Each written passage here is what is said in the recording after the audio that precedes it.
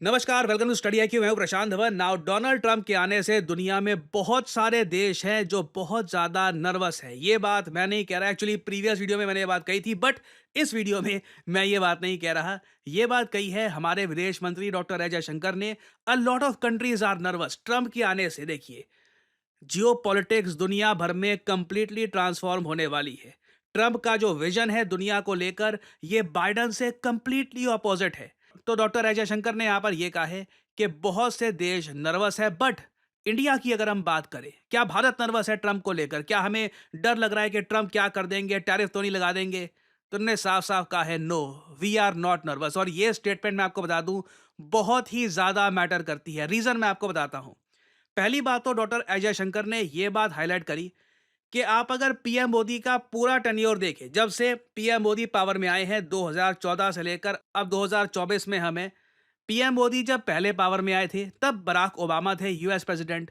मैं ये नहीं कहूंगा कि ओबामा के अंडर इंडिया यूएस रिलेशंस बहुत इंप्रूव हुए, बट ओवरऑल पीएम मोदी और ओबामा की ठीक ठाक अंडरस्टैंडिंग थी। यूएस इंडिया रिलेशंस ने कुछ ज्यादा नेगेटिव इंपैक्ट नहीं देखा। फिर आए डोनाल्ड ट्रंप। ट्रंप के जो साल थे 2016 से लेकर 2020, मैं कहूंगा गोल्डन ईयर से इंडिया यूएस रिलेशंस के।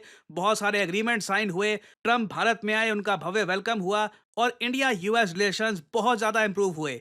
बाइडन के सालों की अगर मैं बात करूं तो ओवरऑल आप कह सकते हैं थोड़ी बहुत इंप्रूवमेंट ही हुई है, मेजर इंप्रूवमेंट नहीं हुई इंडिया यूएस रिलेशंस में। मगर जो बाइडन के अंडर भी इंडिया यूएस रिलेशंस खराब नहीं हुए। और अब फिर से ट्रंप आ चुके हैं। तो 3 यूएस प्रेसिडेंट्स के 4 टेन्योर पीएम मोदी देख चुके हैं। और इंडिया यूएस रिलेशंस में ऐसा नहीं है कि कुछ खटास आ गई हो। तो इससे पहली बात तो हमको ये पता लगता है कि यूएसए की जो ग्रैंड स्ट्रेटजी है भारत को लेकर, इसमें कोई प्रॉब्लम नहीं आने वाली। बट आगे हमें एक क्वेश्चन रेज करना होगा, टैरिफ्स का क्या? क्योंकि डोनाल्ड ट्रंप की एक बात अमेरिकन को बहुत अच्छी लगी है कि अमेरिकन की स्पेंडिंग पावर वो बढ़ाएंगे। ये वैसे मुझे देख के अजीब लगता है। दुनिया में कहीं भी राइट विंग गवर्नमेंट आती है ना, तो वो लोग टैक्स कम करते हैं। भारत ही अकेला देश आपको मिलेगा जहां पे राइट विंग गवर्नमेंट आती है फिर भी टैक्स बढ़ते हैं।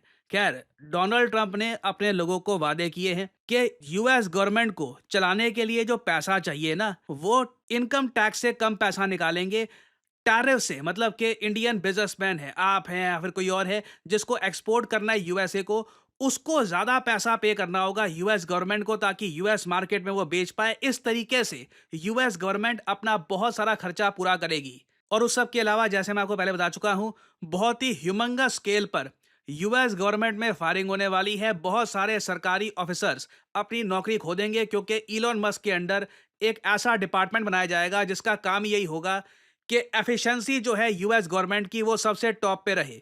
क्योंकि अभी देखो, ये दुनिया भर की सरकारों में प्रॉब्लम है। बहुत सारे गवर्नमेंट ऑफिसर्स हो जाते हैं, एक छोटा सा अप्रूवल जो एक आदमी को देखकर बस फाइल आगे बढ़नी चाहिए, वही फाइल एक डिपार्टमेंट में महीनों घूमती रहती है। इसकी वजह से प्रोसेस जो है अप्रूवल का बहुत ही ज्यादा स्लो हो जाता है। और यूएसए हम देख रहे हैं, शायद पहला देश होगा कई सदियों में जो अपनी खुद की ब्यूरोक्रेसी काटने वाला है। क्योंकि ये खुद मान रहे हैं कि देश की अगर तरक्की करवानी है तो गवर्नमेंट को और ज्यादा फास्ट होना होगा, डिसीजन मेकिंग तेज करनी होगी, तभी यूएस वापस दुनिया में एक सोल सुपर पावर का स्टेटस, अकेली सुपर पावर का स्टेटस रिक्लेम कर पाएगा। ना यूएस अपनी सरकार के साथ, अपने सरकारी कर्मचारियों के साथ जो करना है करे, उसका इंपैक्ट हम पे नहीं पड़ता। बट भारत में देखिए, इस बात को लेकर चिंता थी कि डोनाल्ड ट्रंप जब पूरी दुनिया पे लगाएंगे टैरिफ्स, तो पूरी दुनिया में तो हम भी आते हैं, तो हमारा नंबर जब आ जाएगा, हमारे एक्सपोर्ट्स वैसे ही काफी हद तक इतने बड़े हैं नहीं, आप कह लीजिए बहुत कम देश हैं जिनके साथ हम ट्रेड करते हैं, तो हमको फायदा होता है। यूएस उनमें से एक था। तो यूएस अगर टैरिफ्स बढ़ा देगा तो क्या भारत का ट्रेड डेफिसिट और जरा बढ़ जाएगा? ये सब प्रॉब्लम्स थी। तो जयशंकर साहब की जो ये स्टेटमेंट है ना, क्या हमें इस बात को लेकर चिंता नहीं है कि ट्रंप वापस आ रहे हैं? इससे एक बात की एक एश्योरेंस मिलती है कि कहीं ना कहीं इंडिया यूएस के बीच में एक अंडरस्टैंडिंग रहने वाली है, क्योंकि यूएसए नीड्स इंडिया। और अगर आप मुझसे पूछे, अगर हम बात करें उन कंट्रीज की जो नर्वस है, जैसे जयशंकर साहब कह रहे हैं कि बहुत सारे देश हैं वो नर्वस हैं, वो कौन कौन से हैं? देखिए, बहुत ही सिंपल है। नंबर वन, ऑब्वियसली यूक्रेन इस वक्त काफी नर्वस है। जेलेंस्की बहुत नर्वस होंगे, क्योंकि जो उनको एटीएम की तरह पैसे पहले मिला करते थे, अब वैसा नहीं होने वाला। उसके अलावा पाकिस्तान नर्वस है। बांग्लादेश में मोहम्मद यूनुस काफी हद तक नर्वस होंगे। उसके अलावा Iran, Iran is very nervous. Turkey काफी हद तक नर्वस है, चाइना ऑब्वियसली बहुत नर्वस है क्योंकि डोनाल्ड ट्रंप बताया जा रहा है 60% टैरिफ्स चाइना पर लगा देंगे। इससे एक ह्यूमंगस डेंट पड़ेगा चाइनीज इकोनॉमी पर। और अगर यहाँ पे आपका सवाल यह है कि अगर दुनिया भर पे टैरिफ्स लगेंगे तो भारत बचेगा कैसे? देखिए यहाँ पर 3 शब्द हमें बचा सकते हैं। वो 3 शब्द हैं फ्री ट्रेड एग्रीमेंट।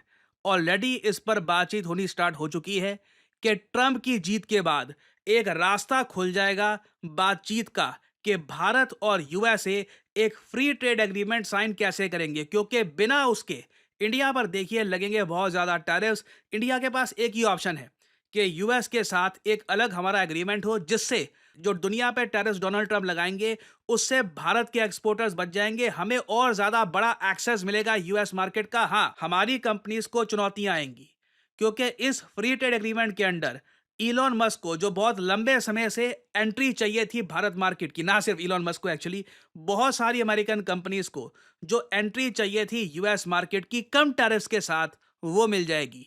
आपको, मुझे अमेजोन पर, ऑफलाइन स्टोर्स पर, हर जगह बहुत सारे यूएस प्रोडक्ट्स परचेज करने की ऑप्शन मिलेगी। और तब हमारा पेट्रियोटिज्म, देशभक्ति तब चेक करनी होगी कि तब क्या हम मेक इन इंडिया सामान परचेज करेंगे या फिर सारा पैसा हमारा उस वक्त अमेरिकन कंपनीज के पास चला जाएगा। That will be very interesting to C.